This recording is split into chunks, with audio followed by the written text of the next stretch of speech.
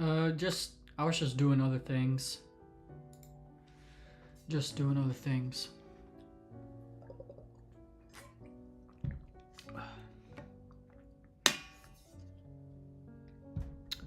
Just doing other things.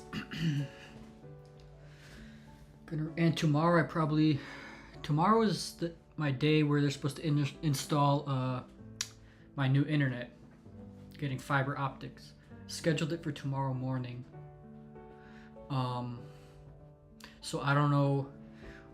I'm hoping that I stream at least tomorrow night or sometime later in the day. That's what I'm hoping for. I'm hoping because tomorrow I scheduled it early in the morning so that way they can kind of do their thing. I don't know what all that's going to happen with that. If it's going to all work out and go smoothly and work fine, then great. But once they finish that, I'll probably have to do some other stuff, just some chores and things I gotta do tomorrow. I might have to, I don't know, just some things I haven't been keeping up with. So I gotta things like fixing stuff, working on the car, household chores, just things like that. But hopefully I'll be able to get back tomorrow afterwards, and I'm hoping that the fiber optic internet will work well, that it will all be good. I don't know what they all need to do. I think it runs from the cable lines, so they're gonna have to get it to the house from like the street, because I think they already have it set up to the street. So I think they're gonna have to now come in and extend and bring it to my house, fiber to the premise, and then I have like in my backyard, kind of like that way, there's a pole that has all the cables.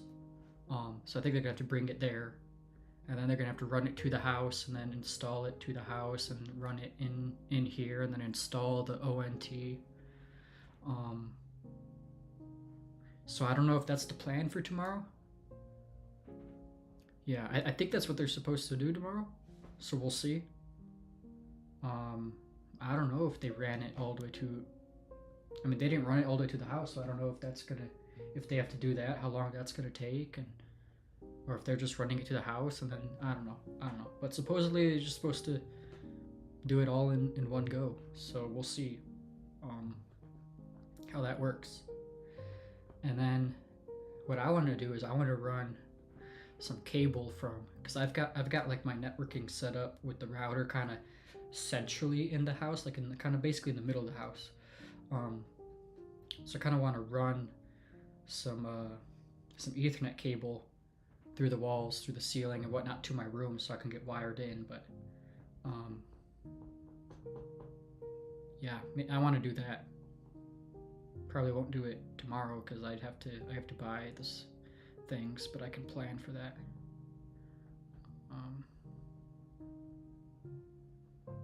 But it would be pretty cool.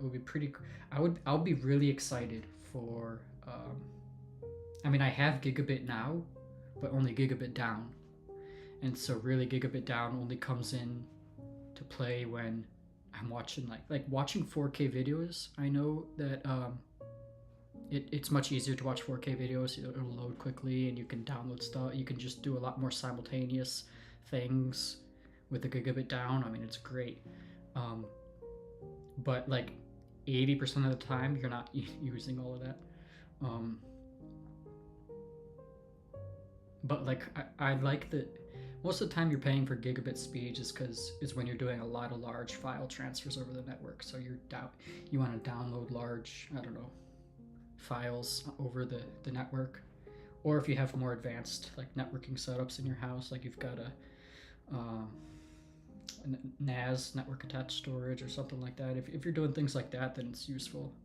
But a lot of people 4K is not. Yeah, I guess technically, I notice it though. I notice it because I've had like lower plans, and it's just kind of annoying waiting for buffering on 4K videos. But it'll load, I guess, for the most part. But if you've got a lot of different like people streaming or whatnot, the higher speeds definitely work a lot better with a lot of devices, a lot of things going at once. But I'm excited for the symmetrical upload speeds, because I think that'll help with the stream. That'll be good. So I was thinking about downgrading to 1080p on the stream.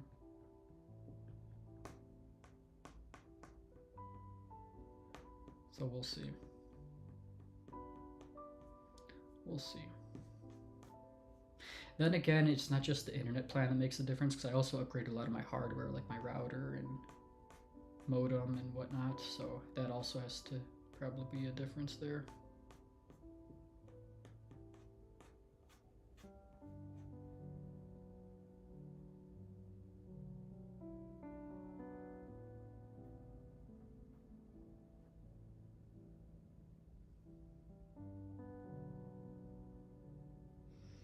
But I like the I've got a PS5, and whenever I have to download like updates or games or something, downloads much faster. But I don't really play games much at all, so it's kind of like I don't do that often. But I do like it, because usually I want to like it's actually kind of better when you don't play a lot, because when you don't play a lot, there's almost always going to be an update, and you're like, okay, I feel like playing, you know, one weekend out of the 3 months that I haven't played, and then you want to turn it on and play a game or something. It's like, okay, you've got a 20 gigabyte update to install. It's like, dang. And then you just end up don't playing if you don't have a fast speed. So, but anyway. I'm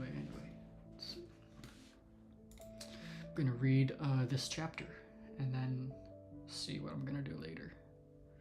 Might read some of the other stuff that I have, some of the other articles.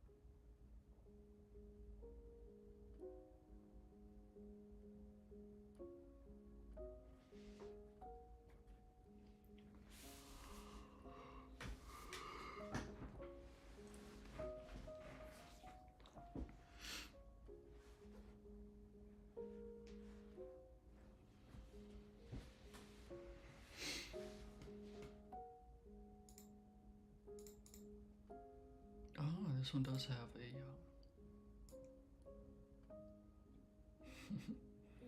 jeez, okay, I'll do it like that. This one does have a table of contents, so let's see. Wait, I'm in just here. So what, okay, let's see.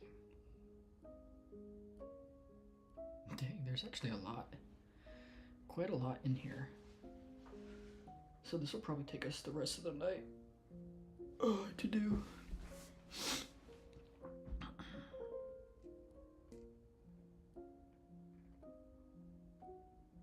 Which is fine. That's good. I mean, as long as I finish this. If I don't, that'll be tough. What am I at? 98? That goes to another 40 pages. That's right.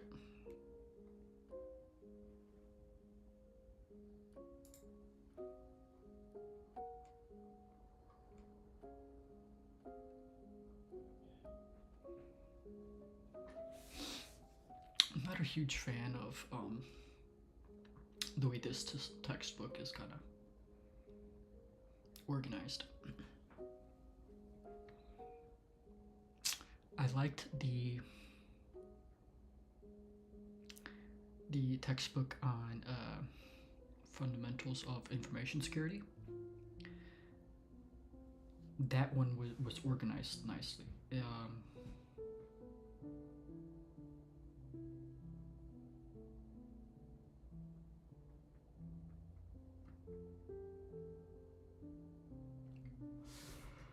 So, whatever.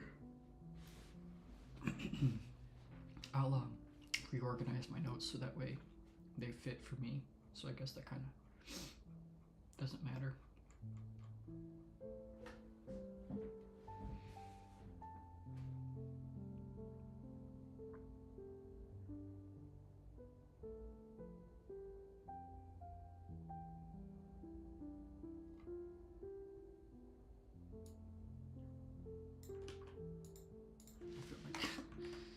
But you know.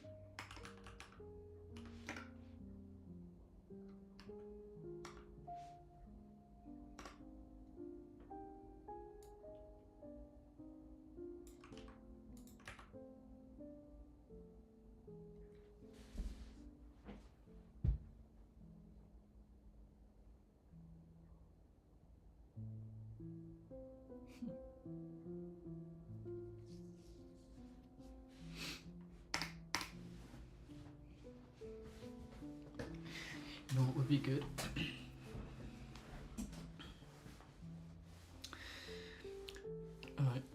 You know what would be good? What would be good would be to to read every single state's constitution and then determine which is the ideal one based on your own personal ideology, I guess. And then that's where you should choose to live and work.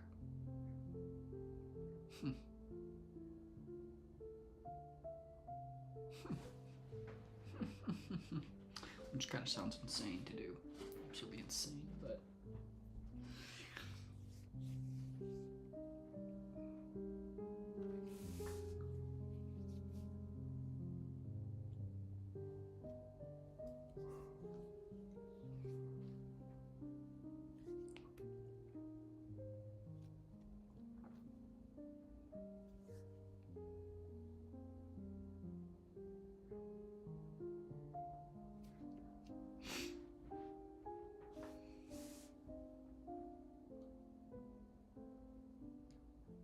okay, there's a lot.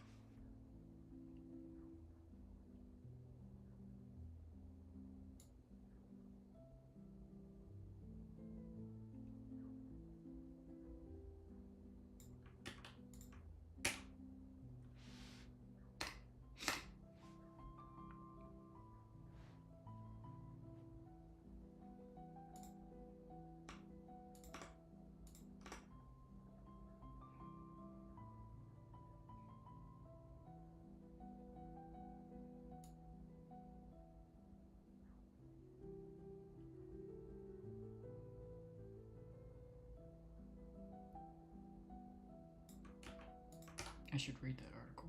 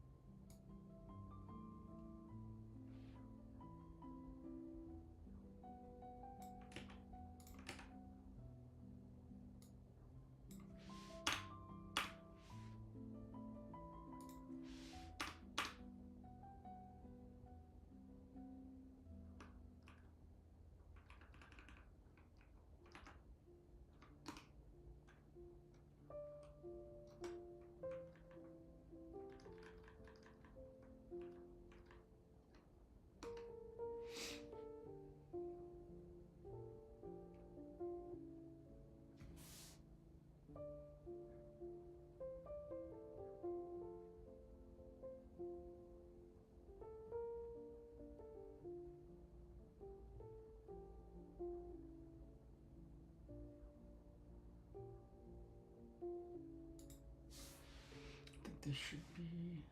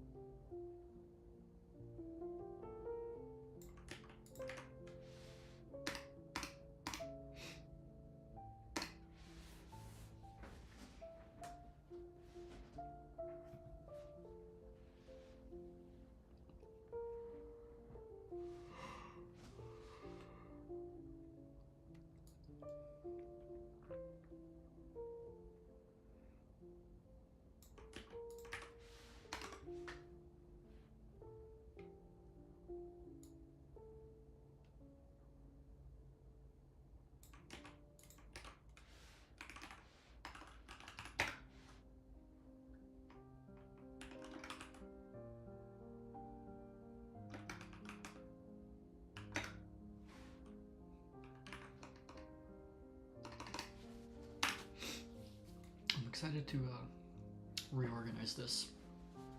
Reorging is the best part. First, you want to get everything down.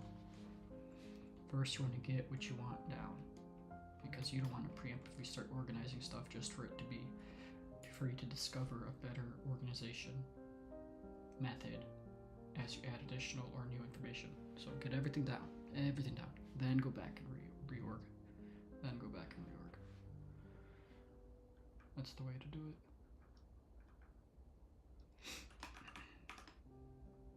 But what I can tell now and what I'm learning after a lot of courses is, because there's pages that can be duplicative of information, you want to get a little bit more specific with pages.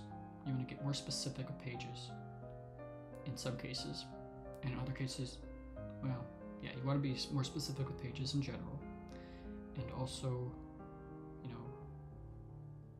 leverage more atomic concepts.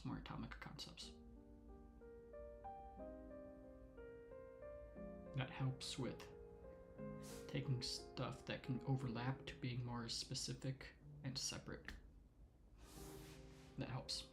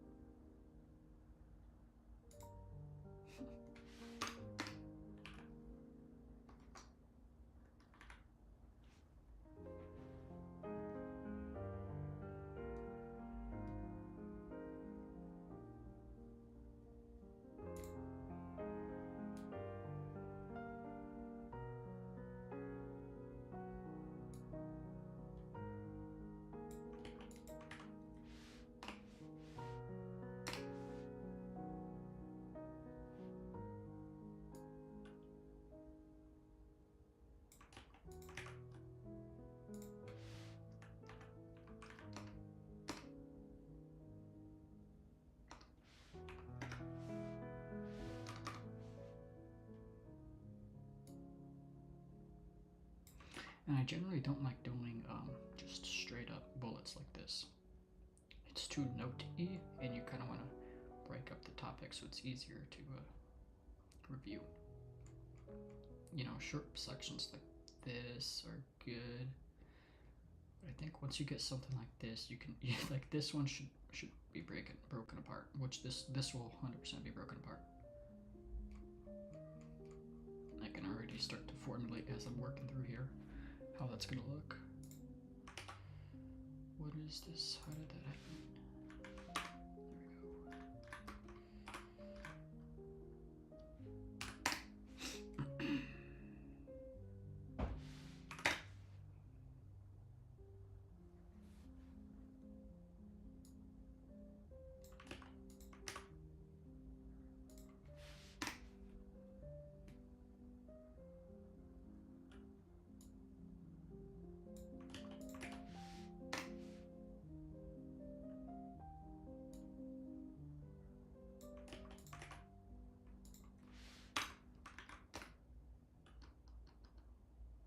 Generally, I like to cut out some of these things,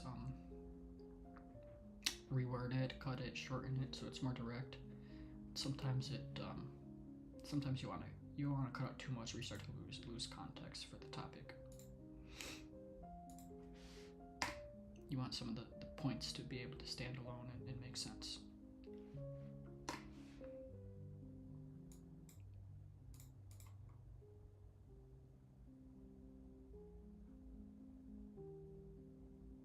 See here, look. You see how it goes from tort to common law and then back to torts? I don't like that, so I'm going to keep torts atomic and kind of as a single point, not distributed. What is this? Man, God.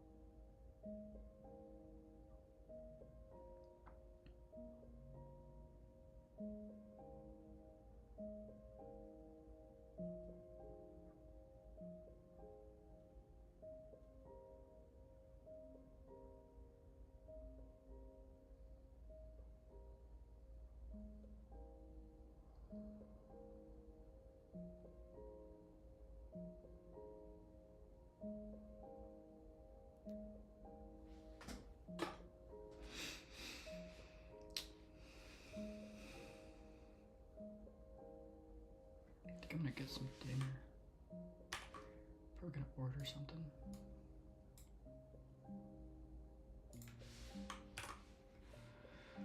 Let's see.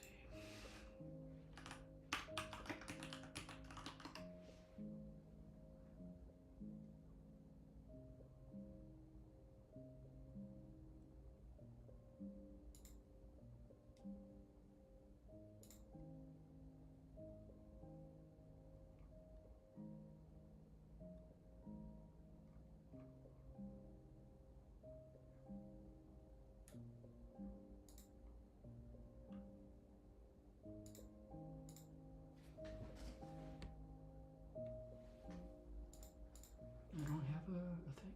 Okay, I guess I don't. I should.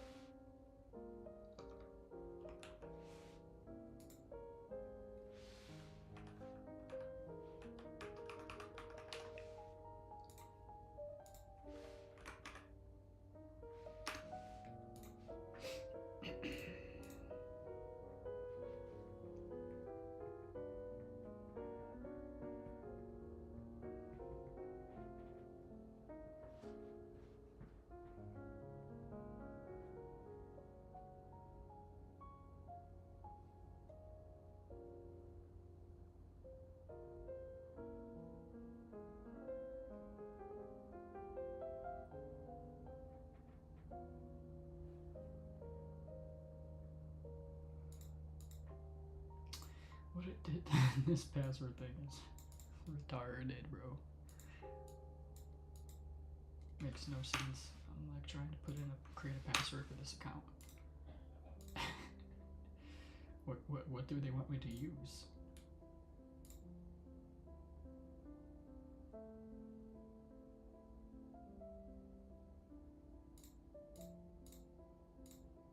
Oh, you can't use that? Oh, is that what that's saying?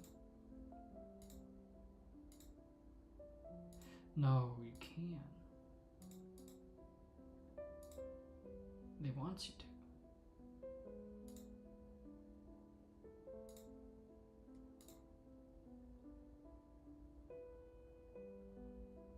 Oh, I see.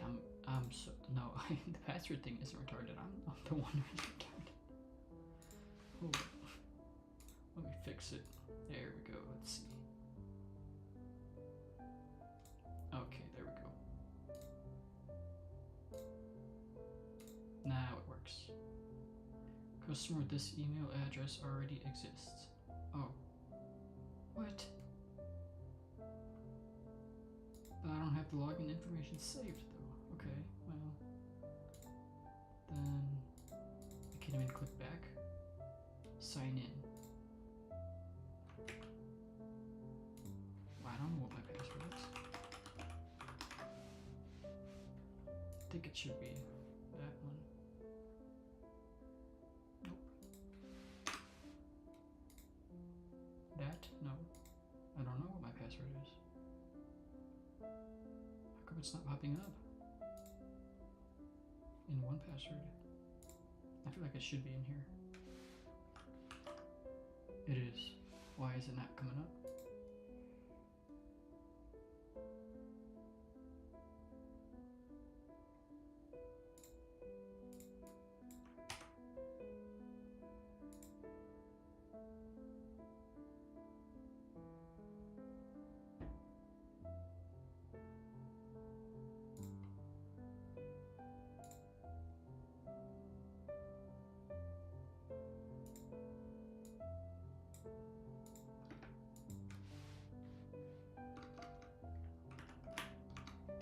There we go. Wow.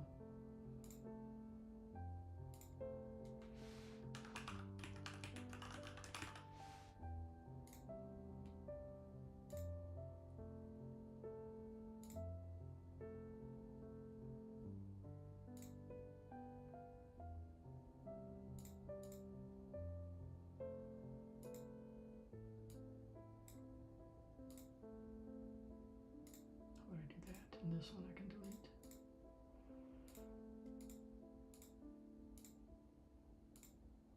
Okay, maybe that'll work.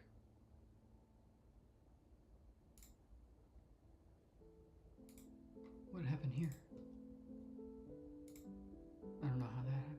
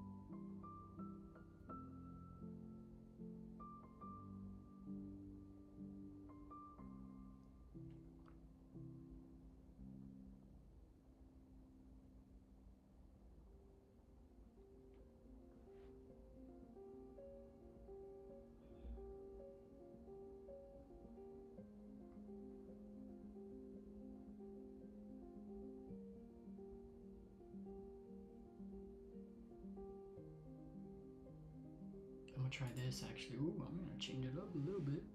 A little bit, y'all know. A little bit. A little bit. A little bit. You know what I'm saying? A little bit. A little bit.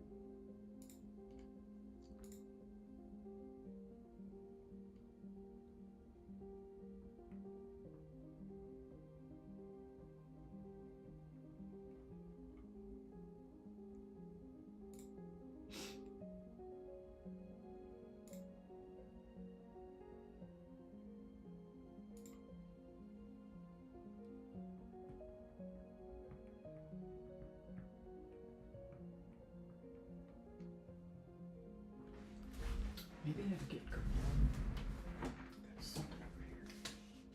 Keep forgetting.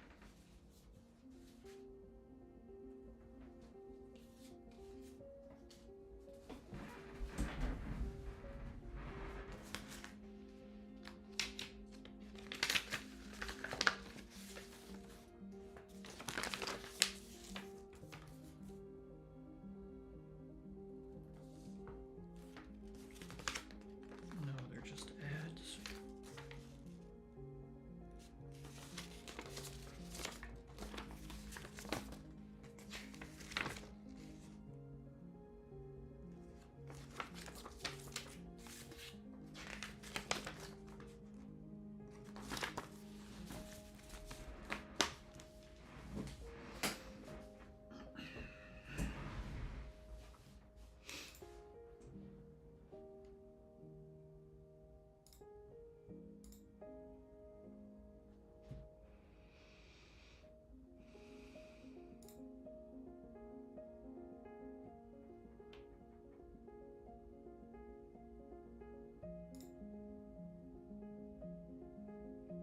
Okay.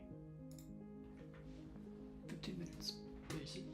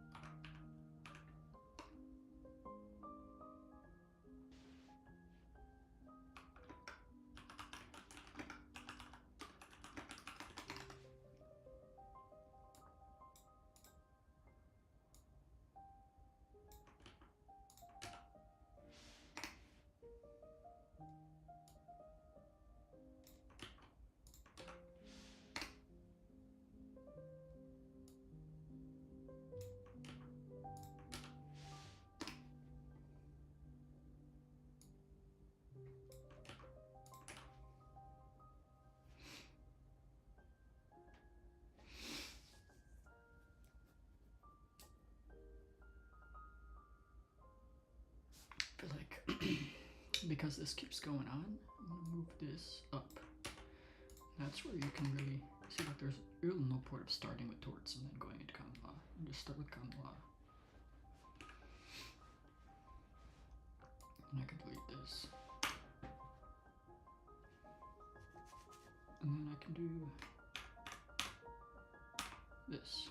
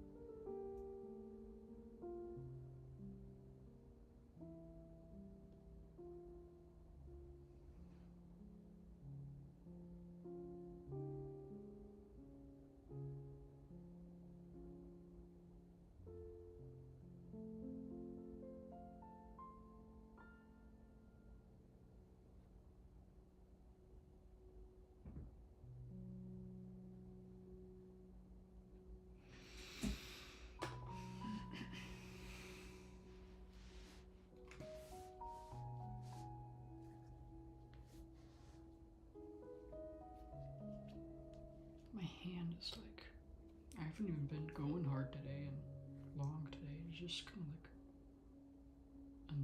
just feels uncomfortable.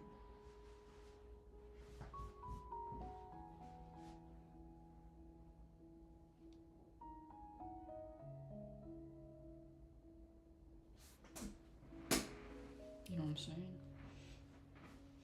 Just feels uncomfortable.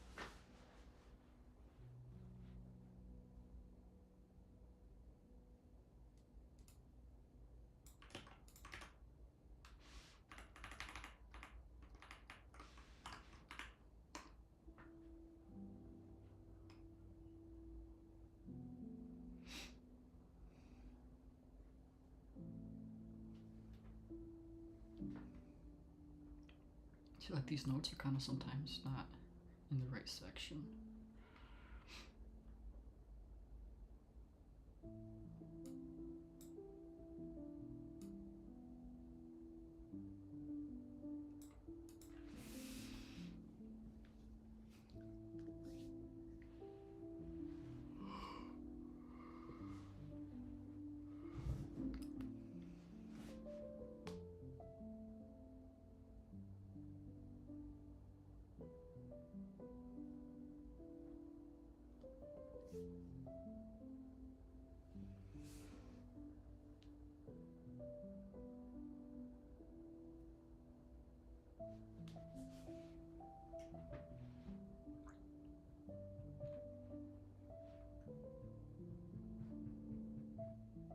Yeah, like this section should be up in the state here.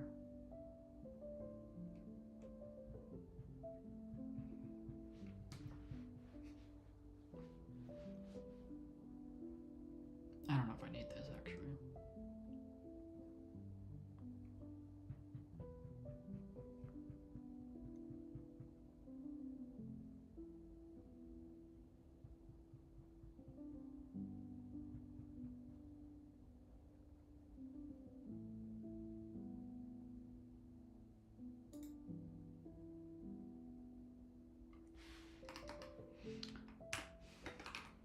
I think this should be. Whoa. There we go.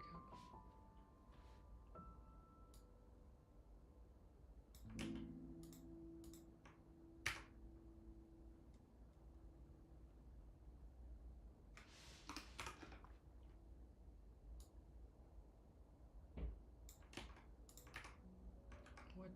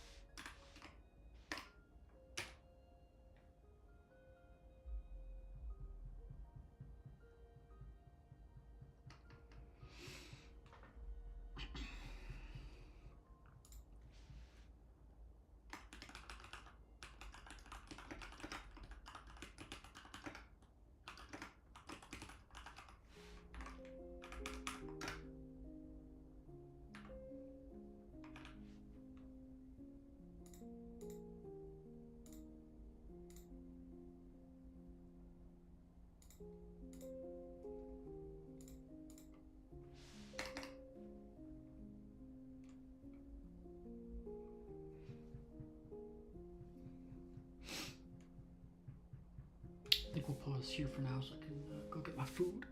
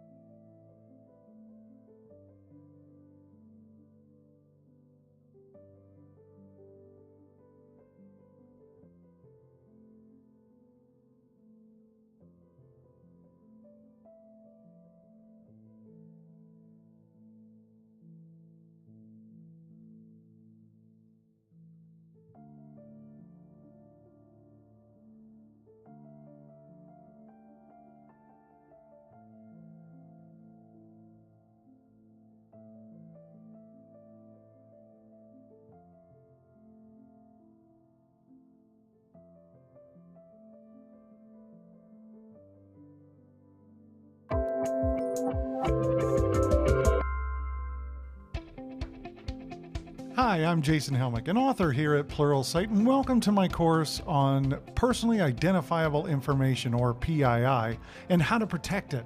You know, the value of your personally identifiable information is so high that cyber criminals have spent a considerable amount of time devising many methods of obtaining this information.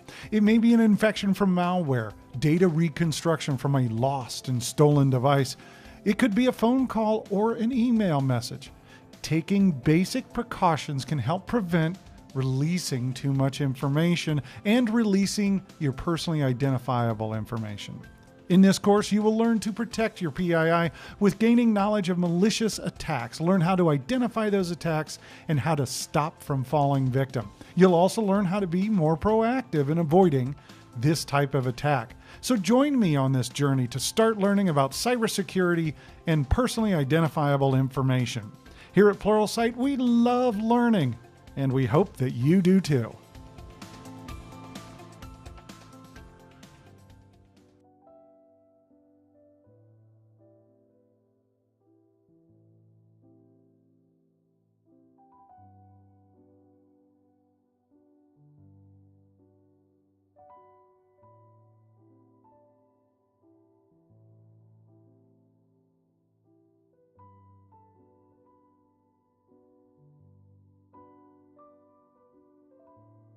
Have you ever lost your identity to a cyber criminal? I haven't, but I have lots of friends that have, and it's a really painful experience. Not only will you possibly lose money from your bank accounts and get products that you never thought that you would ever purchase, but you could even lose your mortgage. And it's a very hard process to get your identity back under control. It's hard to believe who you are when somebody else that can prove who you are has done so and taken your mortgage over. So it's a challenge to deal with personally identifiable information, and that's what we want to take care of in this course. So for this module, what we're going to do is get started with why is this so important? Probably we already starting to get that idea, and what the challenge that both you and your business faces when dealing with this thing called personally identifiable information. And of course, we want to go over what this course covers. So let's get started with why this is so important. And I think we kind of started off with that. First of all, you don't want loss or corruption of your confidential data.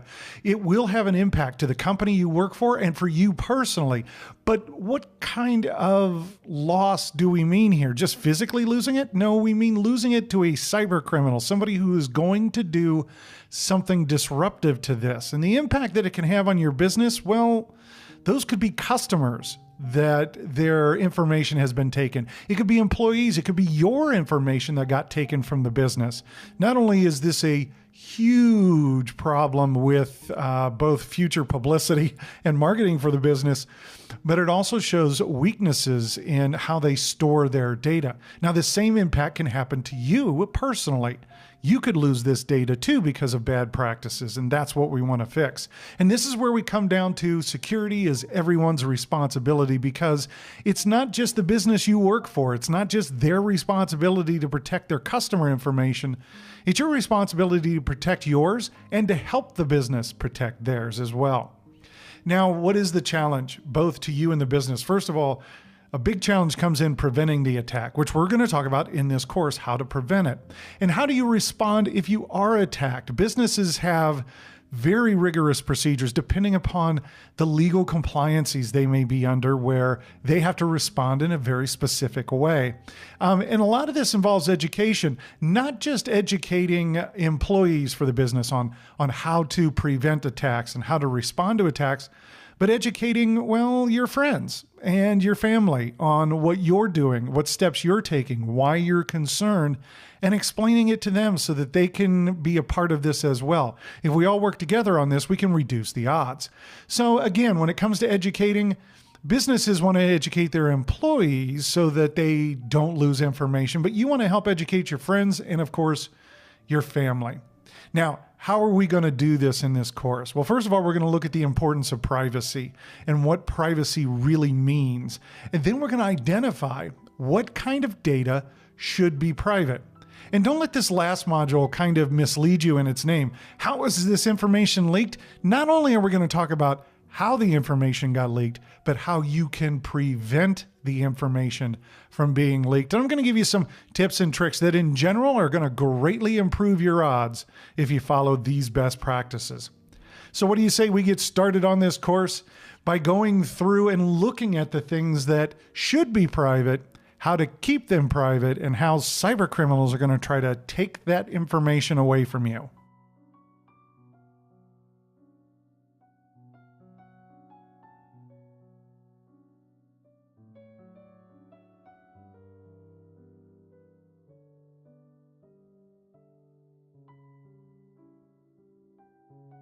Our lives are busy enough without having to deal with some cyber criminal trying to steal our identity. In fact, with everything that's going on in our lives between our jobs and our family and things that we want to do, things that we have to do, the last thing you want to do is spend weeks, months, even years trying to reclaim an identity that was already yours. So the importance of this pretty much stands out. Here's what we're going to take a look at in this module. We're going to start off with what is personally identifiable information, what the definition of that is, and then drill into something that if you've watched any part of this series on cyber awareness, you've already had some exposure to. We want to talk about the CIA security triad, and this really holds some definitions for us about what we're trying to do to protect our data and why. And then we want to look at what do they want. Of course, after this module with what do they want, we're going to be taking a look at how to stop them from it, but it helps to understand where we're coming from for all of this. So let's get started with personally identifiable information that's been defined.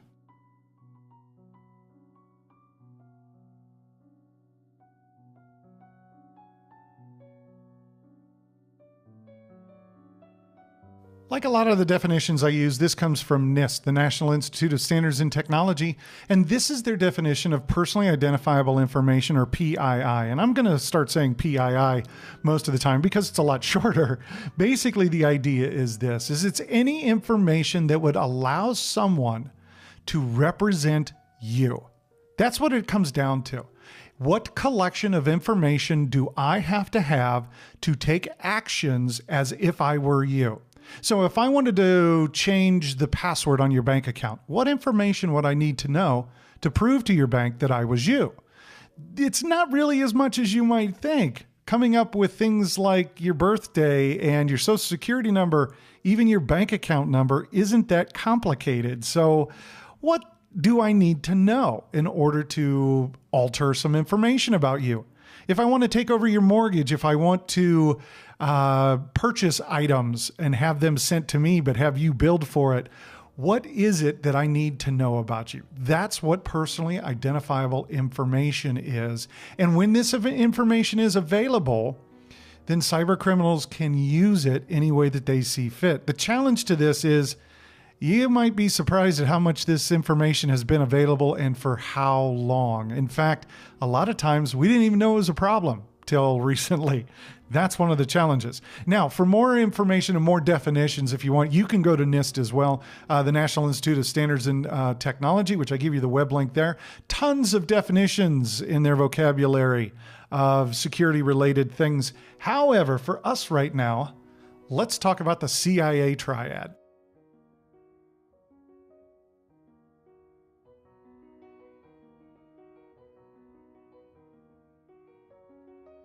For a security professional, the concept that I have here for you, the CIA security triad, we start every morning and end every day with this in our head. And it may not be this photo that's in our head, but it's dealing with these issues. Now, note this picture. I want you to notice where it says information security. Pretend that says data. That's where your data lives. And the question is we're trying to protect your data. So that's what this triangle shows. First of all, there are three things we're trying to protect. There's a fourth, but I'll get to that one. We're trying to protect the confidentiality, the integrity, and the availability of your data. And I'm going to break these down into more details for you. But this basically involves who's allowed to have access to your data If they have access to your data, do they make any changes to it that might infect its integrity? And is that data available with availability? There's a fourth side to this, and it's not really a side to the triangle as much as it is a subset, if you will, of confidentiality, referred to as privacy. And this is the area that we spend talking about personally identifiable information, or PII. PII in this is your personal information that may be handled not only by you, but by other companies, and the protection of your personal information. There also is a lot of legal compliancy issues wrapped around this. If you work in the medical industry, for instance, you've heard of HIPAA. If you work for a company that takes credit cards, you are PCI compliant. That means there are regulations and laws that control what you must do to protect your data. So businesses have a lot more involved in this than maybe you do personally, but still there are things that both the business and you personally can do to protect your information. But let's break these down a little bit, starting with confidentiality. Confidentiality simply means that we don't want the data disclosed to anyone who is not authorized. And we get to decide who is authorized. If this is your business, they get to decide who is authorized. From employees to customers, what level of authorization do they have to the data? What can they do with it? So this means that we're going to use some sort of authentication to verify who you are before we let you have access to the data. I want to really have that stand out at the moment, because when we get to the last module, authentication is one of the first things we're going to talk about, and how to improve what you use for authentication. Something else that we're going to be talking quite a bit about, a way to protect the confidentiality of your data, is make sure that no data that needs to be confidential can be easily read or changed. You do that by encrypting the data. Fortunate for you, the operating systems that you use for your laptop and your desktop, the operating system that's on your phones and your tablets will do this encryption for you. If you don't encrypt your data, then the loss of a device or some other mechanism that we're going to discuss, that data can easily fall into the wrong hands and be used. And of course, confidentiality, both in the business and with your friends and family, requires a little bit of training on how to properly authenticate and do encryption. So, what about integrity? Integrity is maintaining the accuracy of your data. See, we don't want somebody just to stroll through our data making changes to it. That data then can't be trusted. It's not reliable. Let's say you're doing your personal accounting and you recently purchased a product for $500, but somebody sneaked in and changed it so that you only purchased it for $200. Well, that means when you're doing your monthly budgeting, you think you have $300 more than you do. Well, think of how this effect would be for a business if this data started getting changed. So trustworthiness of the data is very important during the life cycle. And so what we do with integrity is we make sure that, first of all, unauthorized users don't have access, and those that are authorized are logged and tracked. In other words, who are you and what are you doing with the data? Are you making changes to it? This way, if somebody makes a mistake, or if it was an unauthorized user, we could still go back and reconstruct the data.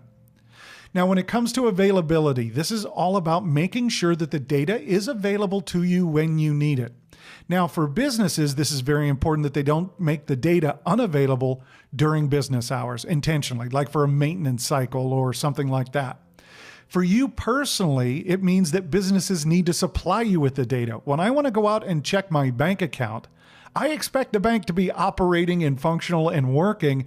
If it isn't, I might get a little concerned. Why can't you keep your computer systems up? Now, one of the ways that businesses will achieve availability is through fault tolerance and redundancy. In other words, they may have a database on a physical server, but if that database is very important to the business, they're going to have an entirely new copy of it. This is the redundancy piece, where they'll have the same database and a different server available, ready to go if something should happen to that first one. Also, availability, there will be ongoing maintenance. The idea for a business is to make sure those maintenance windows don't fall during business hours. And you should be aware of this too personally. Your bank needs to do maintenance. Usually they will leave you a message saying, we are currently doing maintenance, check with us in a couple of hours.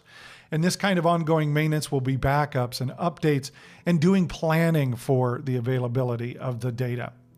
Now, those are the big three: confidentiality, availability, and integrity. But there's another one that we like to throw in privacy. And this specifically is for personally identifiable information. And the idea is, and we're going to talk more about this, not all information about you is confidential or private. And that's one of the things that you have to realize is your address, for instance, isn't nor has it ever been private. It's always been public. And that's what we're going to talk about. However, you're going to have to make a decision at some point between what you want public and what you want private, and make sure that private information is kept that way, even when people ask for it. And that's a challenge sometimes. Organizations may have specific legal definitions, as we already talked about, things like HIPAA if you're in the medical industry, or if your company takes credit cards, you're part of PCI or the payment card industry. So those organizations will have to follow much stricter rules and guidelines. However, the protections for the data are very similar for both, whether it's company or it's you personally.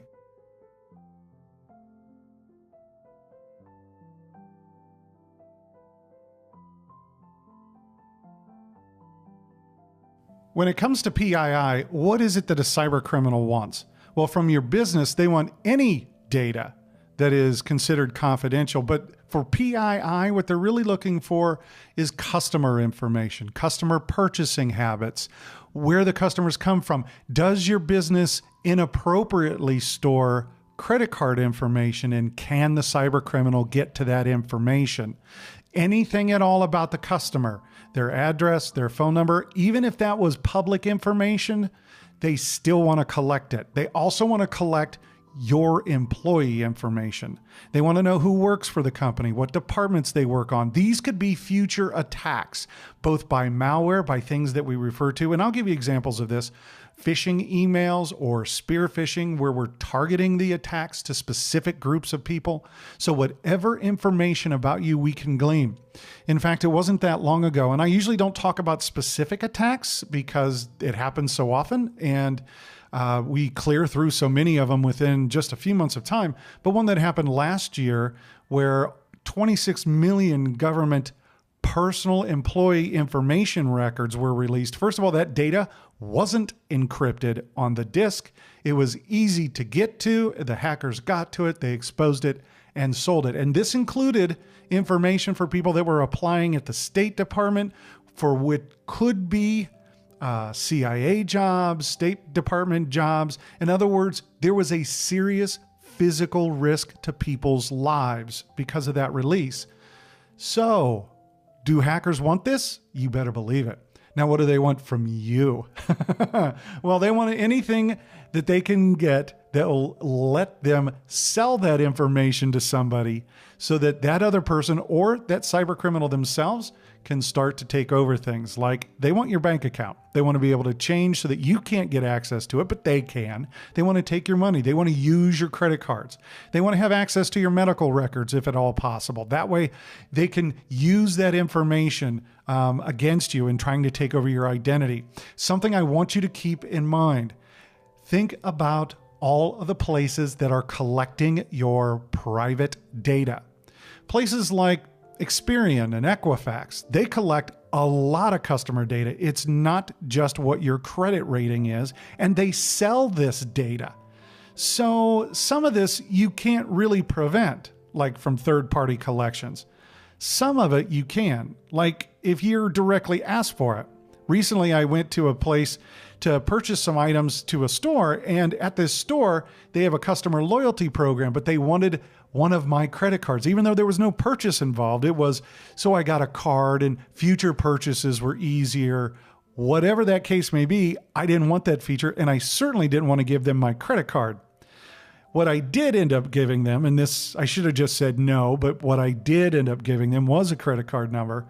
It was for a credit card that was, well, that had been deactivated already. But the idea was this: I'm not giving you my credit card information if you ask for it over the phone or even in person, unless you're going to give me yours first. The other thing is they want any kind of information that, again, may be already public, like your birthday and your social security number. 30 years ago, we didn't think that this was a bad idea to publish your social security number on the checks you got from the bank, or putting in your name, your address, your telephone number into a phone book, or putting your birthday over everything that got stamped with your name on it. Today, of course, that's one more piece of information that we can use to take over your identity. And of course, your credit cards. It seems like that's the last place we would start, but no, that's one of the first places. Collecting credit card information, especially that code that's on the back of your credit card, that's the valuable piece right there. That 3 or 4 digit code that you have on the back of your credit card, because that's what lets you do online purchases. So if I could purchase a database that had a bunch of people in it, their credit card numbers, and that special code, I'd do it in a heartbeat. And that's exactly what happens a lot. So we've gotten started on our path now with realizing what kind of things are personally identifiable information and the fact that cyber criminals want it. They want it from you and your business. And security professionals work very hard at trying to protect this. They think of the CIA security triad: confidentiality, integrity, availability, all the time. That's our job, to think of those things. But we also add in that fourth piece: privacy. A lot of companies, and of course you personally, want to know that your personal information that is confidential is kept that way. And if it's not, that's what the cyber criminals want. They want that information. So coming up next, let's get started in how to identify your private information, and then what can happen to you and how to prevent it.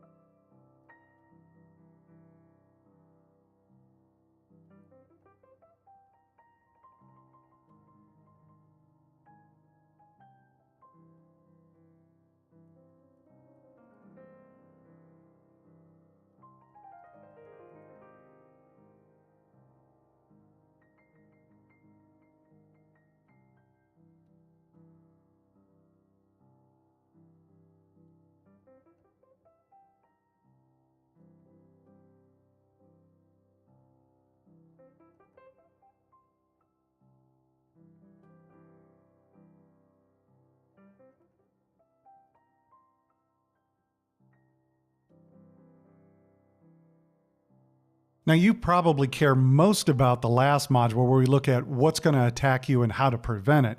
However, it also helps to understand a little bit more about what data you do want to keep private versus what data you don't want to keep private. Because one of the biggest challenges is the management of all of this. You don't want to work too hard because then you'll stop doing it. So we want to try to make this easy for you in a lot of ways. And that's what we want to start to take a look at here. And then we'll get into all of the things that can go wrong and how to prevent them. So we want to look at what do you really need to protect as far as your data goes. I want to talk about a concept here and then locating that data. Where's that data going to be at? And I want you to keep in mind that as we get into what can attack you and how to prevent it, the modes of data. This is where is your data at the moment and how is it being used? So let's get started with what do you really need to protect?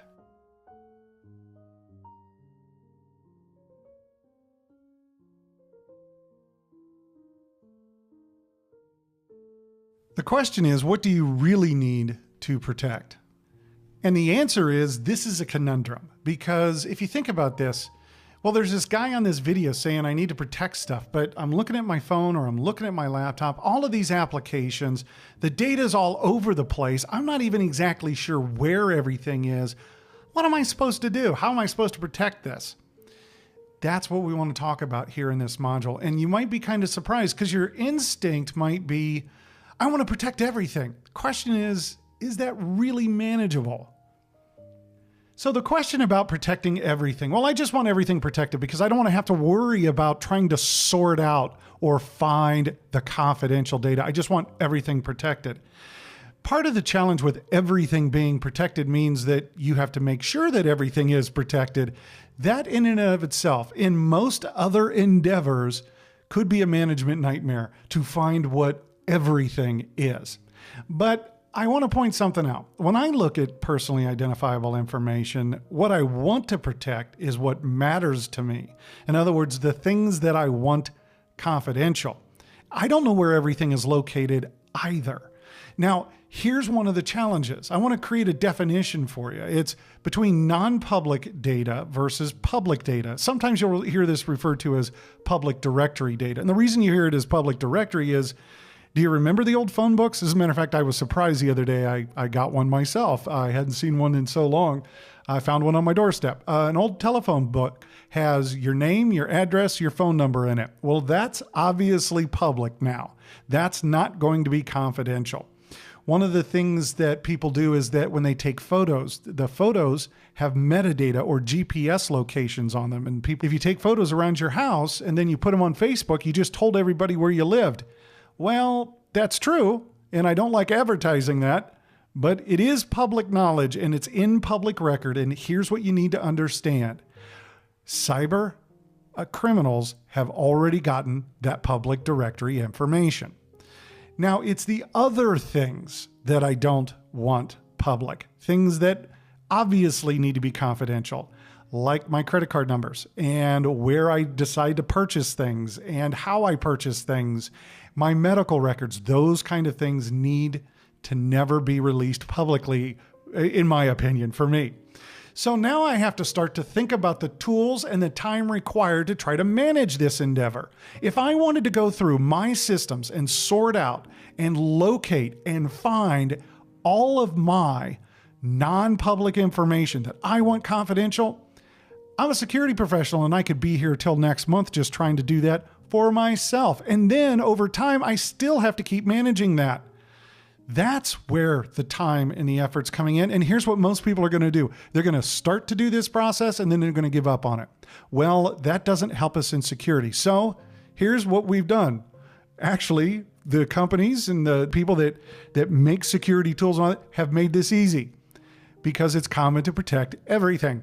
I know it started out that, no, I don't want to do that, but yes, that's exactly what you want to do. And here's what I mean. You're going to see this. I'm going to give you some best practices that'll increase your odds of defending against people trying to take your PII. And what that involves is protecting everything. You're going to put a password on everything. You're going to encrypt everything. See, I already gave the end of the story away, but that's what's going to happen. You're going to put passwords on everything and you're going to encrypt everything. That means you're going to encrypt the entire disk of your laptop, the entire disk of your desktop. In other words, who cares where the public and private information is on my computer? I'm encrypting it all just in case. And we've made this very easy for you to do. What about your phones and your tablets? You're going to do the same thing. You're going to encrypt the entire device. As a matter of fact, most manufacturers, they already have it encrypted. So that's what we're going to do. What do you really need to protect? It's easier if you just turn on a switch, encrypt and protect everything. That way you don't have to manage it later on.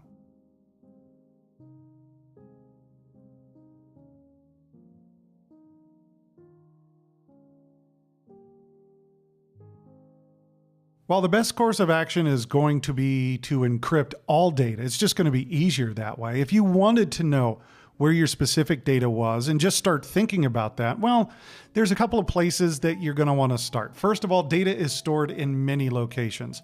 Unfortunately, way too many. You're not exactly sure where it's all going to be stored. Here's part of the problem. It may be stored with the application, could be stored in the folder with the application, could be stored in a separate database from the application, could be stored in a place called the registry on Microsoft Windows. There's a lot of places the data may be, and you're not necessarily always going to be able to find it unless you look up specifically for the application where it's putting its data. If the application requires you to authenticate, it's definitely storing data somewhere.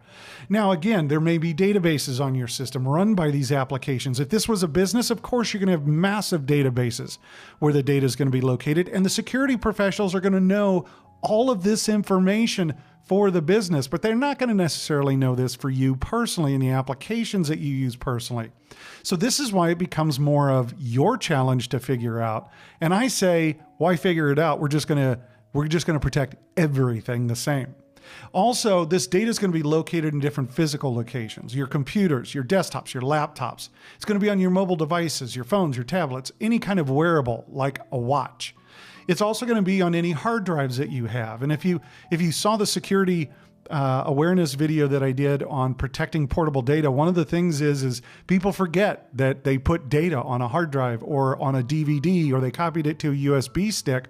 You need to make sure that data gets removed securely and properly as well from those devices. One of the other challenges is, and I think this is one of the big challenges moving forward, is you got to pay attention to the new things that you're buying. So I don't know what they're going to be called, but whatever future devices come out that you think's pretty cool, whether it be a health or fitness device, whether it be something that helps you with one of your hobbies or helps you on the job at your business, whatever those future devices are, you've got to pay attention to whether they're storing data for you. If they are, then you want to use the same best practices that we talk about in the last module together. And also keep in mind that third parties are collecting data on you. And in some cases, there's just nothing you can do about this. I use Experian and Equifax as examples because we go to them for our credit reports, but they store a tremendous amount of data about you and they sell that data. And there's just nothing we can do other than through regulation, which we have a lot of. But if you're uncomfortable with that, unfortunately, that's kind of the way that the game gets played. What we don't want is Experian or Equifax to have a data breach or leakage. In other words, we don't want them to get hacked because all of that data they collected on us would suddenly get out to the site. Oh, wait, that just happened. Yeah, it just did happen. So yeah, that's kind of a problem with the third-party data collection. There's nothing we can do about it, and they are primary targets.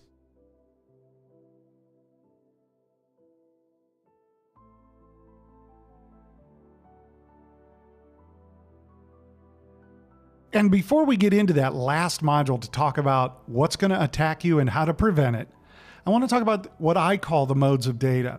And I think about this along with the CIA triad. I'm always thinking about confidentiality, integrity, availability of data, and I'm thinking about the privacy of personal identifiable information. I'm also always thinking about, am I protecting my data in its mode?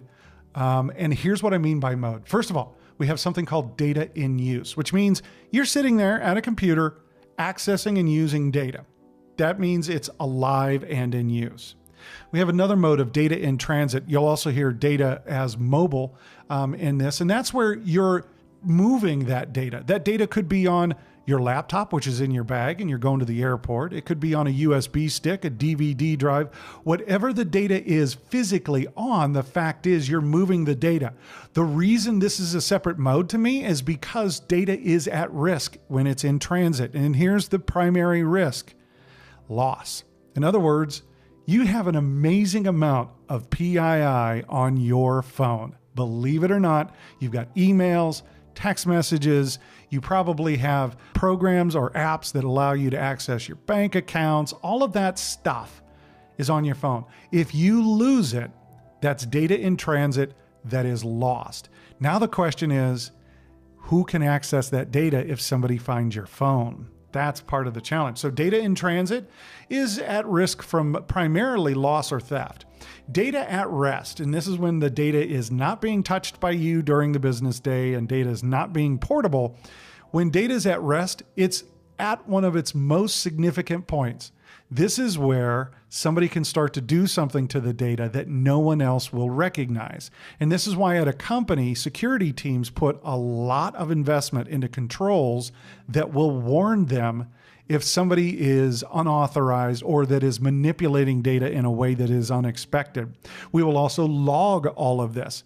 Basically, data at rest is a great way to get malware. Also, data in transit, another great way to get malware, and I'm going to show you how. You probably do the same thing I do when I get to the airport, and that's surf the web.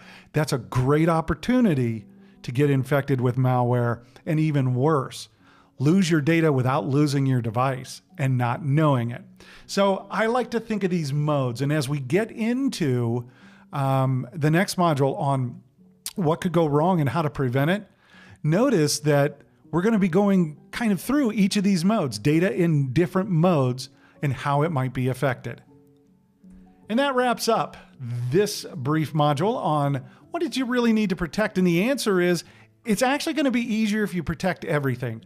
And like I said, I'm kind of ruining the end of the story, but we're going to put a password on everything and we're going to encrypt everything. It's the easiest to do with the least amount of management with the most amount of success. We also talked about locating your data if you really wanted to go through this in detail, which security teams do go through in extreme detail at a business when they're inventorying data, and then they classify that data. Kind of like, well, you've seen it in the movies. Is this data unclassified for public use or is it top secret? So there are real classifications we use. And I brought up the modes of data here, data both at rest, in transit, and when it's in use, because as you're going to see in the next module, those are different types of attacks and different ways you can prevent it.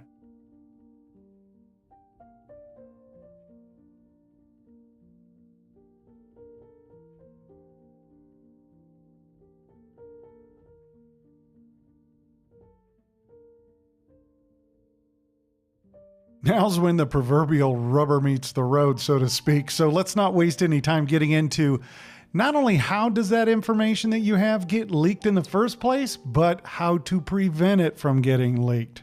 So here's what we're going to do. We're going to take a look at, well, first of all, the threats that you face, specifically the threats that you face, and what best practices right up front can you do to solve this problem. But then I want to go into and break this down a little bit more for you. Let's talk about what is good authentication protection? In other words, username and password kind of stuff. Let's take a look at malware, some brief definitions for you on the different types of malware. And I want to show some specific examples of it, and then talk about encrypting your data and backing up your data to make sure that you have the best protection and the best resilience if something does go wrong that you can possibly have.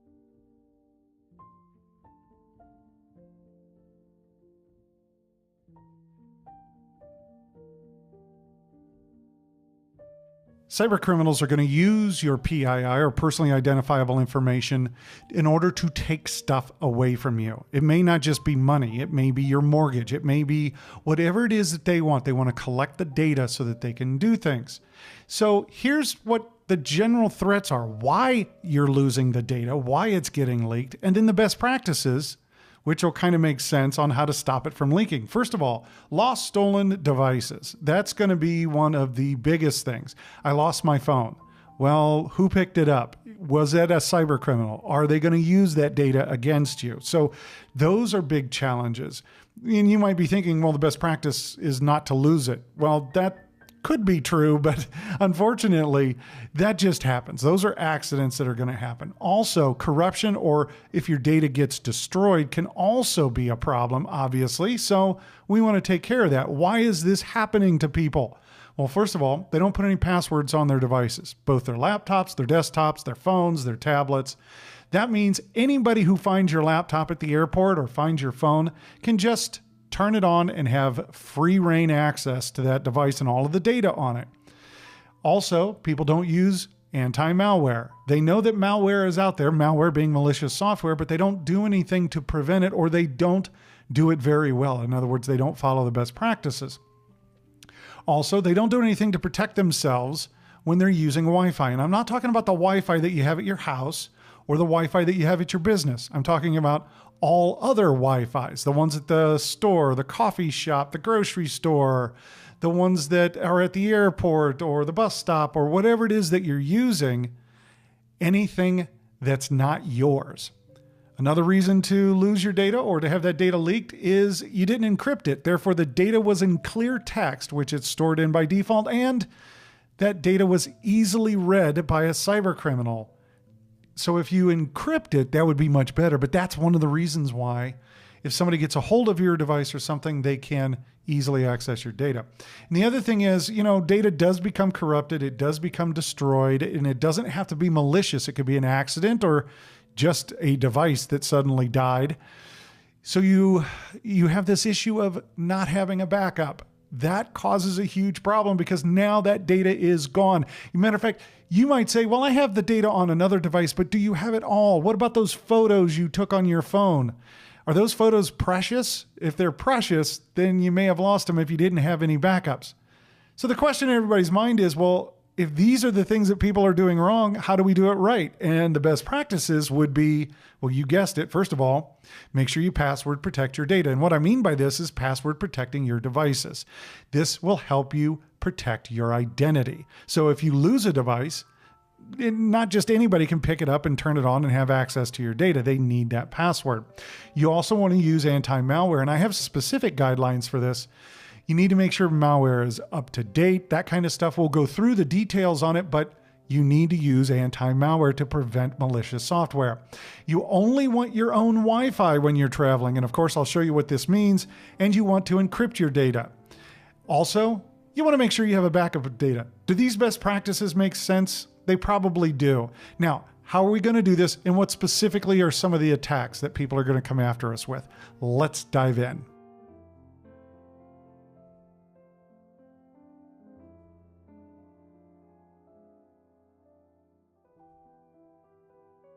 In our long line of protections, let's start out with authentication protection. And one of the worst things is when one of my friends grabs their phone and it just flickers into life, giving them access. There was no passcode whatsoever on their phone. This is a problem. If you lose this device, you're going to wish it had a passcode just to stop somebody from getting into it. But here's the thing. Passwords, well, you can have good ones and you can have bad ones. And what we really say is that passphrases are better than passwords. Well, what does this all mean? First of all, take a look. Here's a password. 1234. That's a bad password. Can we agree that that's a bad password? Please do not use 1234, because if I find your phone, that's the first thing I'm typing in. So don't use 1234. What would be better than that? Well, a passphrase is something that is long, that is easy for you to remember. I want you to keep something in mind. We want people to have long passwords so that they're hard to guess. And also, a thing called a dictionary attack cannot be used. A dictionary attack has common passwords stored in it that hackers like to use. Well, if I have a passphrase that is unique, it's easy for me to remember, and it's long, which means I've defeated a lot of those types of attacks. The problem is with long passwords is people can't remember them, so they have a tendency to write them down. The worst thing you can do is write it down, because I just might find that piece of paper. So we want a passphrase because you can remember it, so you don't have to write it down, and it's long. This one, my favorite, is 123. That's pretty good passphrase. Notice I've got all my letters in there. I've got capitalization, and passwords are case sensitive. So this is actually pretty good, very difficult to attack and crack, but it's not the best. What makes it even better is if you make long, complex, and non-relevant passwords. In other words, passphrases are starting to fall out of favor because people are using phrases from movies, like movie lines, which are automatically a part of a dictionary attack. So we like passwords like this. This is best. Notice that I've got letters, both capital and lowercase. I've got numbers, and I've got those strange characters that you see on your keyboard included in all of that. This makes for a long, complex password. But I want you to notice something. I probably am never going to be able to memorize this. That's okay. We have a solution. Now, there is another way to do this, and this is becoming much more common today on phones and tablet devices, and that's biometrics. What's better than a password or passphrase? Well, something you have. And this is part of your body. So fingerprint scanning is become really popular both on laptops and with phones and tablets. Also now facial recognition is becoming much more popular. Now, these are oftentimes better than a password or passphrase. So when I'm purchasing a new device, I look for biometrics in the device. First of all, it lets me access the device quickly. Very quickly without having to type in stuff. So if I'm, walking down the road or something, I may not be able to fumble around and type in a long password. This takes care of that. The other thing is in many ways, since it is based upon my fingerprint on my face, if you don't have those two things, then you're not getting into my phone, which I like that. So the important matter here is to always enable authentication protection on all your devices, whether it be phones or laptops, and make sure that if you can only use a password, use a long, complex, non-relevant password. And if you have the choice, use biometrics. But one little side note, the complexity of those passwords, remember I was saying I'm not going to be able to memorize that? That's fine, because I'm going to use a password authentication manager. There's a lot of software out there that will store these and even generate these for you automatically. I use one, and I would show you mine, but they're all so different. They do similar things. They store usernames and passwords for you. They're encrypted, and you can get access to them for your stuff and use those so you don't have to memorize the passwords. So if you're going to use complex, non-relevant passwords, I recommend a password account manager.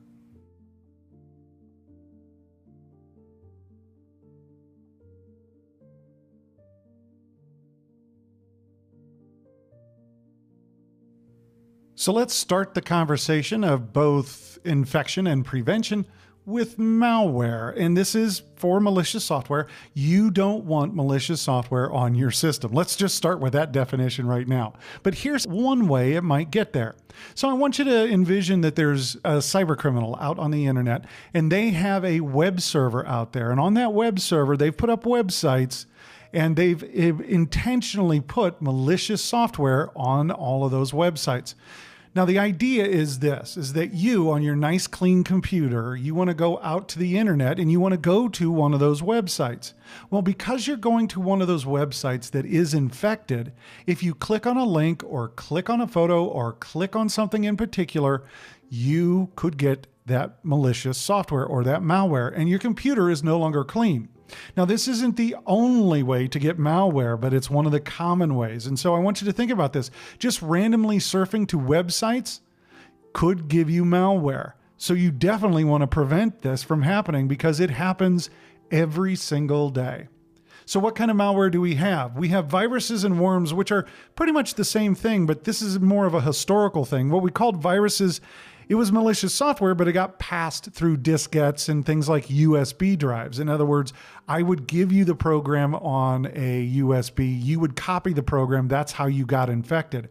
Worms, though, are self-replicating across networks. It can replicate across your company's network, across the internet, even your home network.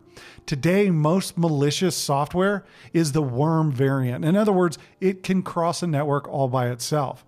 Some malicious software is set up as what we call a time bomb or a logic bomb. And what these are is they will deliver their payload or do their malicious activity on a certain day at a certain time. They were scheduled to react.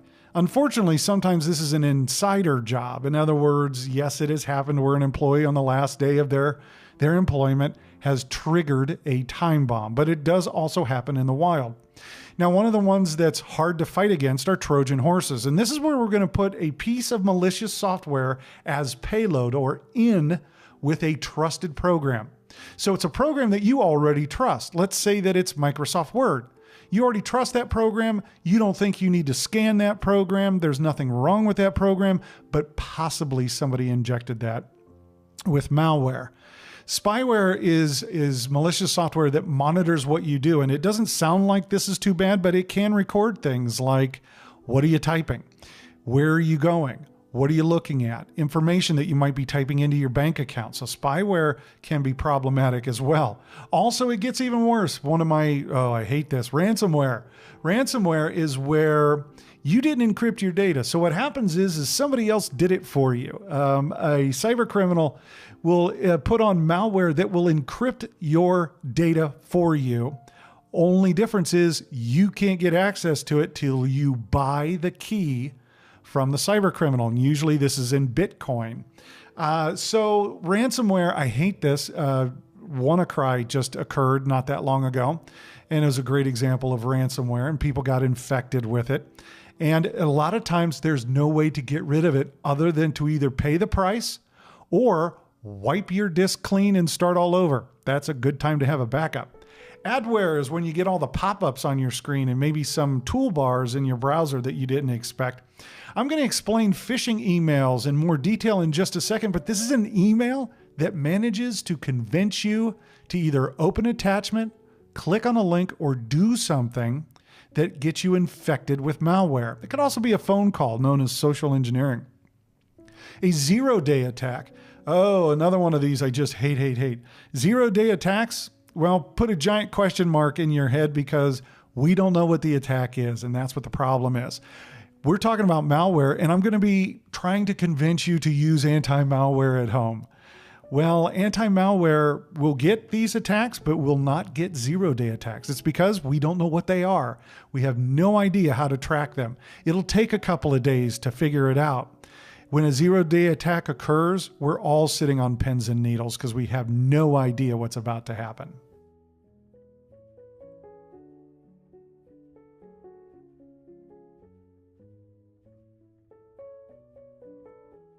One particular type of attack, known as phishing, is very commonplace today and is very successful for a lot of people. And what I mean is successful for the cyber criminal.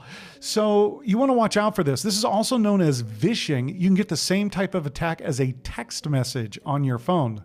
So whether it's phishing with an F or vishing with a V, here's kind of what it looks like. First of all, you're going to get a message, like an email, from something you care about, like your bank that holds your money. It'll be addressed to you and it'll look like it comes from your bank. The body of the message, here's where the interesting part. Most of them today still have very broken English in it because they're not written by English speakers. Now, I want to point something out. English is one of the most complicated languages on the face of the planet. We have a variety of things that don't make sense in our language, so it's easy to spot when you have grammatical errors in this message. If this was really my bank, they would not be sending out spelling mistakes and grammatical errors. Now, in the message that I have as an example, there aren't spelling mistakes or grammatical errors because the attacks that are starting to happen today are getting better. They're making sure that they don't have those obvious problems. In this case, it says, we need to confirm a recent deposit of $15,000 to your account. I didn't make a deposit of $15,000. That's my first clue. Please access your account and approve the transaction to avoid delays. I want you to know something. Your bank will never ask you to do this. They may talk to you on the phone, but they will never send you an email to ask you to do this. That's the first part of the problem in this sentence. The second is, notice how it's preying on me. Do this now so that you don't get delays at getting your money. So my greed takes over and says, yes, I must do this right now. The link, sometimes the link is totally foreign, but in this case, the link looks exactly as it should. Here's what I want you to do. When you see something like this, hover your mouse over it or right-click the link. It will tell you what the underlying or real link is. So here's the problem. Things that you need to notice with a phishing email or a vishing text.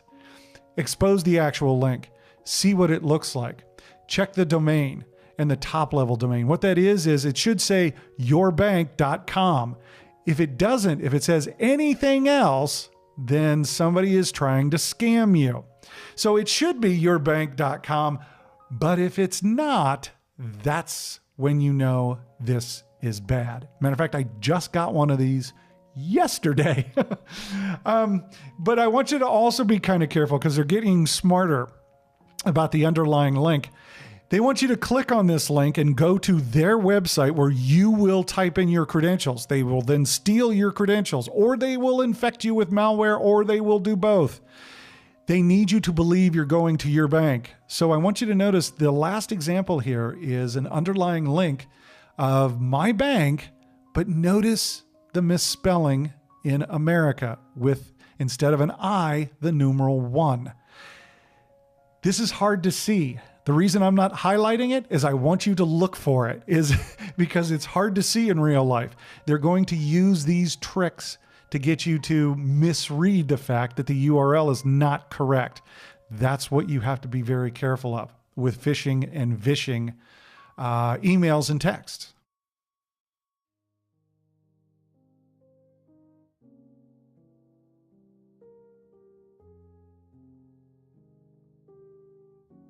Another type of attack that happens frequently and very few people actually think about is the interception of communication. And remember the modes of data that I was talking about earlier in this course. Data in use, data at rest, and data in transit. This is a data in transit both problem and a solution that I'm going to show you. First of all, you've probably experienced this the same way that I have. You went to the airport or something like it, and you have to sit around and wait for a while. So you want to jump online with your phone or your tablet and you want to surf the web, check your email, all that kind of stuff. So whether it's your laptop or your phone, you decide you're going to jump on the internet so that you can access the information that you want, like a web page, whatever it is. Well, to do that at the airport, you need to use, Wi-Fi. But whose Wi-Fi are you using? I know that the airport one is labeled with the airport name and it's easy to get on because usually there's no password to it and you just join it. But who else is on that Wi-Fi? In other words, are you sure that was the Wi-Fi provided by the airport? Who is on it? And are you sure it was provided by the airport? See how I keep coming back to that? It could be anybody's Wi-Fi hotspot, including a cyber criminal who then is going to be able to steal your communications, even hack into your device through a vulnerability. So can we agree that this is probably really dangerous? It is really dangerous. So how do you surf the web at the airport or at your favorite coffee shop or wherever you're located as you're traveling and do it safely and avoid this entirely? Well, first thing, couple of definitions. Don't use an open public Wi-Fi. An open public Wi-Fi is a Wi-Fi that is available to you that requires no password. That is always, always, always dangerous. You don't know who's on the Wi-Fi. You don't know if they're trying to steal your communications or crack into your device. Also, by the name of the Wi-Fi, you're not exactly sure that it's who you think it is. It may look like the airport's Wi-Fi, but somebody could be providing their own with the airport's name. Now, something else, and I have been known to do this a couple of times, but while this is a little bit less dangerous, it's still dangerous. Closed public Wi-Fi. And what I mean by that is that it's Wi-Fi that's available to the public, but it does have a password on it. A lot of times you'll find this in a restaurant or a coffee shop, and they'll have the password somewhere. They'll have it on a piece of paper. They'll have it on a whiteboard, whatever. The problem with this is the password is public. Now, if the password wasn't public, if it was more for just the customers sitting in the restaurant at that moment, I probably would be a little less suspicious, but you can still have somebody sitting right next to you that's cracking your phone. So even if it has a password, I don't like to use it and I consider it fairly dangerous. Well, if I can't use a public Wi-Fi, whether it's open or closed, what am I going to do? I'm going to carry my own Wi-Fi. Now look, I know you're thinking about your setup that you have at home and all of the things you had to plug in and all of the stuff you had to configure to get it to work. And you're going, you want me to carry around that mess while I'm traveling to the... No. What I want you to do is consider the same thing that I considered, which was this. I know it looks like a little black box, and it is a little black box. I got this from my phone carrier. They make this device, which is a Wi-Fi router. It's portable. There are no wires for it. See how small it is? I can just take it with me wherever I go. And here's what this is. This is the Wi-Fi hotspot that my laptop and my phone and my tablet connect to for Wi-Fi. The best part is it goes from Wi-Fi to cell. Nobody else is on this. Matter of fact, when I configured this, I specifically told it the only devices that could join were mine. So I know who's on this device. Me and my devices, my family. I also know that the communication from here going out is cell. So I don't have somebody cracking my Wi-Fi and attacking my device. It's cheap, it's effective, and I never leave home without it.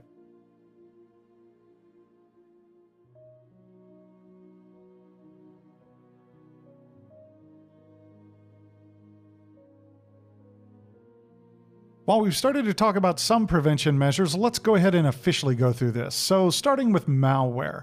How can you prevent malware? Just avoid the internet? Well, of course not. You're not going to avoid the internet.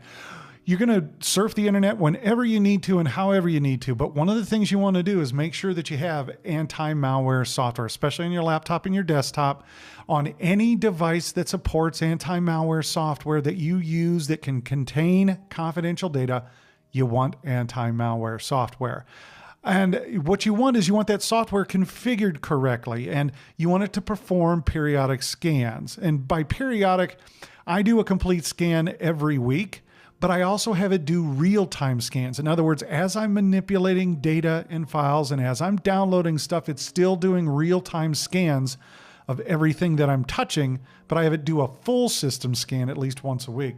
I always make sure that my anti-malware is updated with the latest virus definitions, and I make sure that it's configured to scan all my email attachments. The other thing is I want to make sure that my anti-malware is good anti-malware software in the sense that if it finds something, it should be able to clean it and quarantine those threats and tell me about it, that it got them cleaned, not just leave them on my system. And if this is anti-malware used in a business, then the security professionals are going to have a configuration that will protect the end users from changing the configuration. In other words, they'll set it to exactly what they want. The other thing to keep in mind is what also helps fight against malicious software is to make sure that your operating system and your applications are updated and patched as best as you can. Now, if you're at home, you should be up on the current and latest, both versions and updates and patches for your operating system and application. Businesses sometimes have to move a little bit slower because they have other considerations in place. That doesn't mean that they're not fighting all the threats. It means that they're using different controls to fight the threats while they wait to do their updates and their patching. So at the business, it may be a little bit different than at home. And the other thing, and we're going to talk more about this, is make sure you make a backup. It's your last resort should something go terribly, terribly wrong. Now, along with this also, we want to talk about encryption. I've already talked about encryption, but here's what you want to do. You want to encrypt file by file? No, that's way too time consuming to find all your data that way. So encrypt everything. And if you encrypt everything, then you won't miss anything. And what I mean by encrypt everything that you will miss is if somebody steals it, are you going to miss it? So it's just easier for you to encrypt the entire disk for your laptop, the entire disk for your desktop, and for all your mobile devices.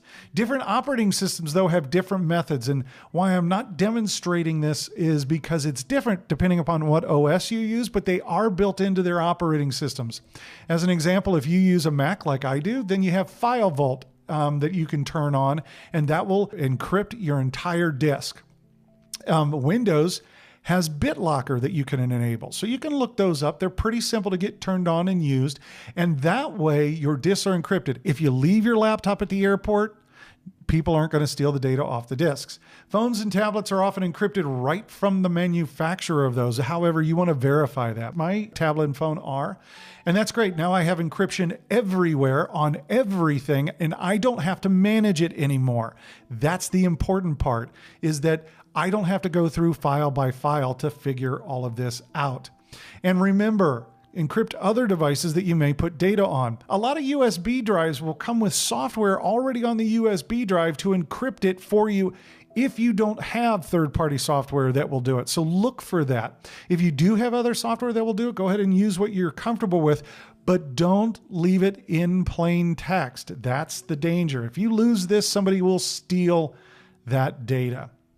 Also, back up your data. Back up everything you're going to miss, because if you get infected with ransomware, you may not want to pay the Bitcoin. It's much easier just to blow everything away, start it all over, and recover from a backup. So you want to back up. You can back it up to your local storage. Now, what I mean by this is if you have a device like your phone or your tablet, oftentimes you can back those up to your local device and then back up the entire local device. So you get everything that way. Another option is, and I know some people are not comfortable with this yet, however, the security is excellent, oftentimes much better than what you have at home, even sometimes better than what you have at the office. You can back up your data to the cloud, and you can choose the cloud provider of your choice. I happen to have mainly Apple products, both laptops and my portable devices.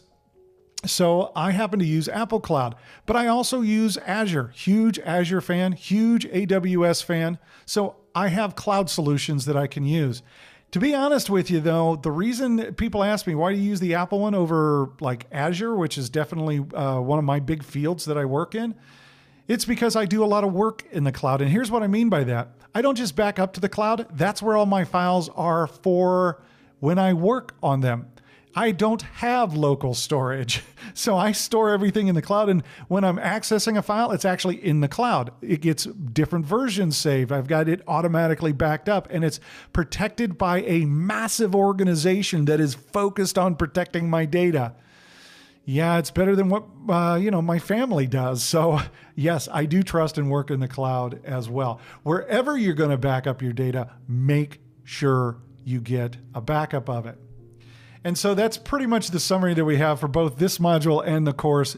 Not only the threats that could come after you and the best practices that we mentioned in avoiding those, but we went through some of the very individual threats and some of the protections that you can do.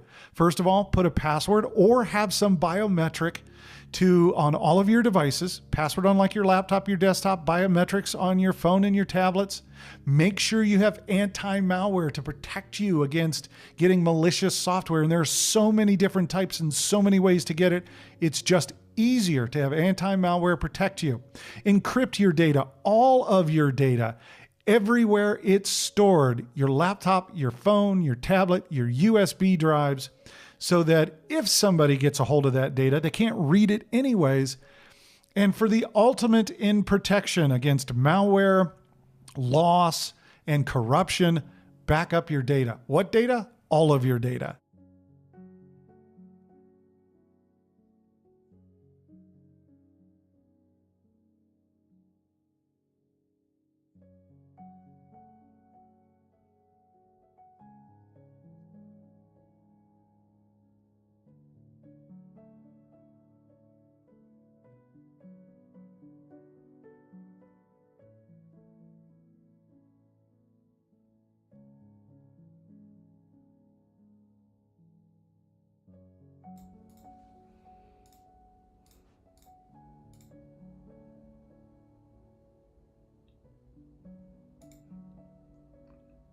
This thing's broken, man.